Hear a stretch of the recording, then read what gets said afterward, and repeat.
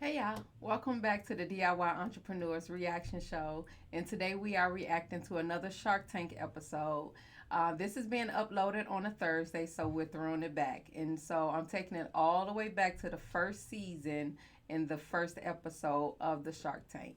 And just to give a little information around the time, this was back in 2009 when we were just coming out of the last recession that we had. And so keep that perspective in mind as you hear the pitch and as you hear the questions from the sharks. Just what was going on in that time, and a lot. I did have to rewatch this video, so I wanted to also provide some information as to where the entrepreneurs are now today, and so I did do some research and just a little bit, and I'll give an update after the pitch. I'll give an update to where they're at now. So let's see how this one goes. Next into the Shark Tank is Kevin Flannery, who desperately needs an investment from the Sharks to keep his dream alive.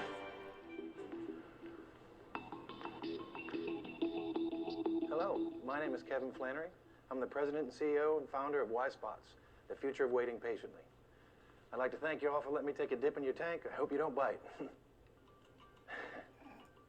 I'm here seeking $1.2 million in funding for a 10% equity position in my company. Asking 1.2 million. You better have a ton of Ain't nothing about sales. this funny. Okay.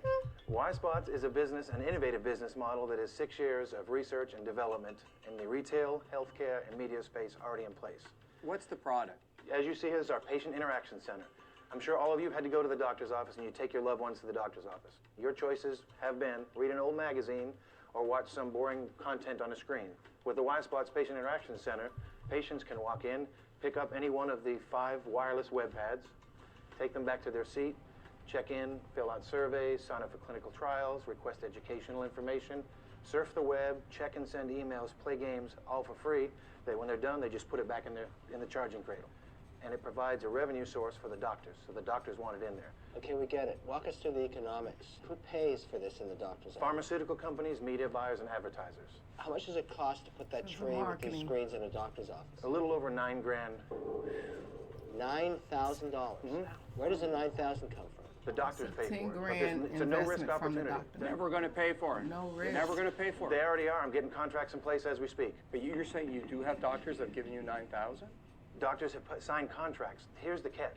It's the captive eyeballs that the media buyers want to see. Yeah, but get back to the money, because I don't understand it. The doctors have signed contracts for $9,000 each, contingent on you getting ad sales. It's a They little either complicated. pay up front or they pay a lease fee, but they don't pay us until we fill X number of real estate. Kevin, if you're frustrated in the doctor's office and your tree isn't there, So And it's you want- all pre-sale based on what he just said. They don't pay them. The doctors don't pay them. They're not responsible for payment until they hit a certain number of ads on the platform, on the kiosk. I want to check your email.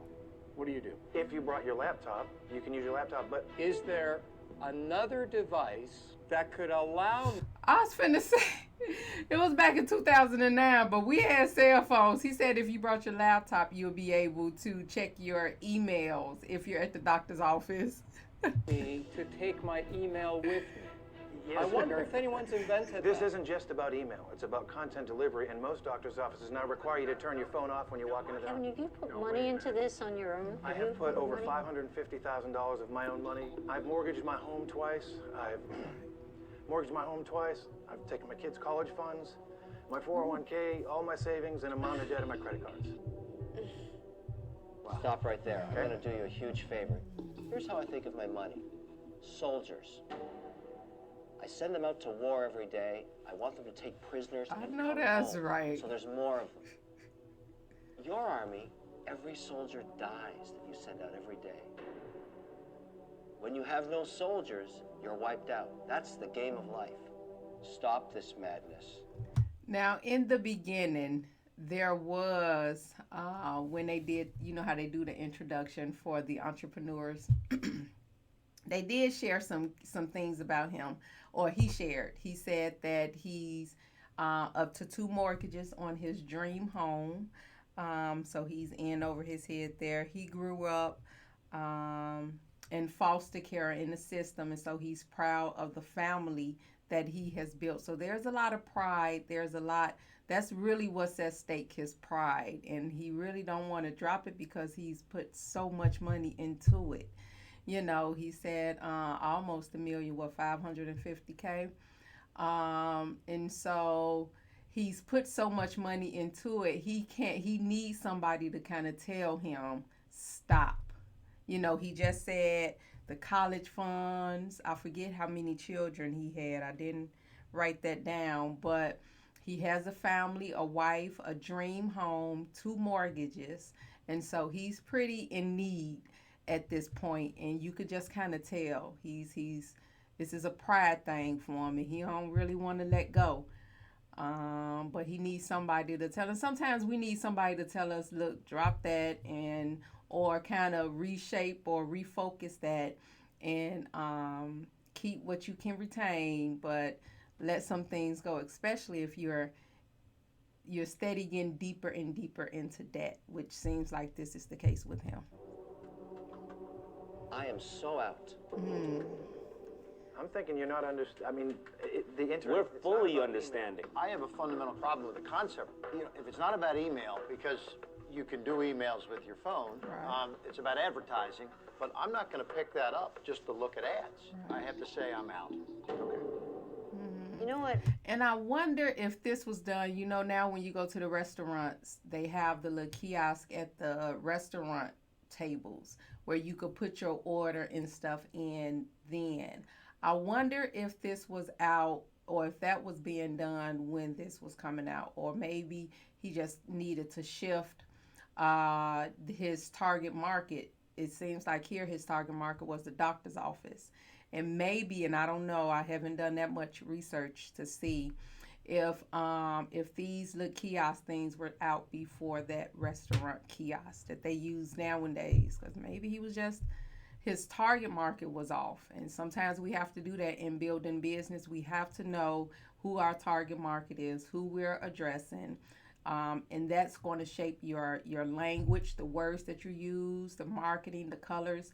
All of that is going to come into play once you understand down to a T what your target market is for your business. So I have to say I respect your enormous commitment to this idea that you'd go at such risk, but you know what She's takes so a lot more courage?